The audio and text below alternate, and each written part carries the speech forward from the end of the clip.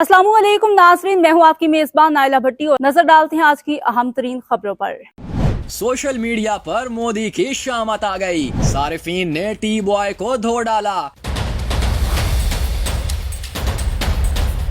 Election के चक्कर में पाकिस्तान से पंगा महंगा पड़ गया। मोदी जी की अपनी हुकूमत भी खतरे में पड़ गई। पाकिस्तान और भारत में तो सीज फायर हो गया, लेकिन सोशल मीडिया पर गुजरात के कसाब को सारिफीन ने उठा उठा कर पटक दिया। ऐसी क्लास ली के तौबा तौबा हो गई।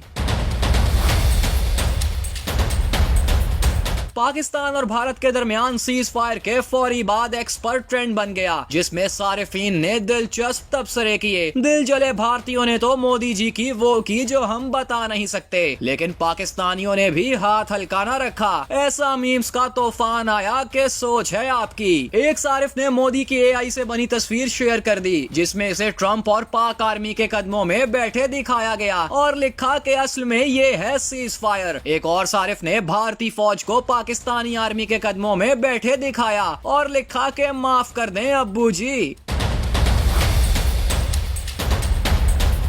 एक सारिफ ने लिखा कि पाकिस्तान इज बेस्ट। चुप थे तो इसका मतलब ये नहीं था कि गूंगे हैं, चल साइन कर। एक सारिफ ने तो मोदी और इंदिरा गांधी का मुवाजना ही कर डाला। लेकिन अगर आपने ट्रंप का ये रूप नहीं देखा तो कुछ नहीं देखा। और हाँ, मीम्स बने और चाय का जिक्र ना हो, ऐसा कैसे हो सकता है? हमसायों प्लीज बताओ, चाय फैंटास्टिक थी ना?